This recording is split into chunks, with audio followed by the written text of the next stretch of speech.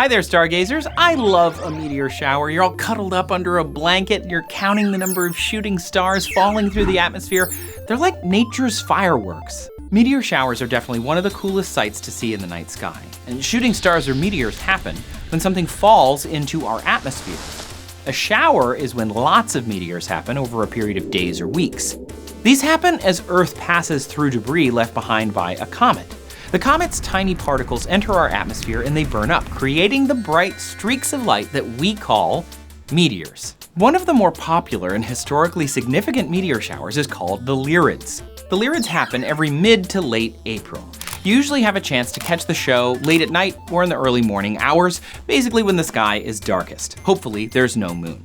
Named after the constellation Lyra the Harp, where they originate in the sky, the Lyrids are known for their fast and bright meteors, which often leave behind glowing trails. On peak nights, you might see up to 20 meteors in an hour. That's a real treat for sky watchers. To get the best view, find a dark spot away from city lights and look toward the north for Lyra the Harp. You can find it by finding Vega, Lyra's brightest star. It's easy to find as part of the summer triangle in the northern sky. Stargazers, all you gotta do, grab a blanket and your favorite stargazing buddy. The Lyrids are waiting to light up your skies. Keep looking up. For more stargazers, click the video below. Don't leave me hanging, come on. Click it. Click it.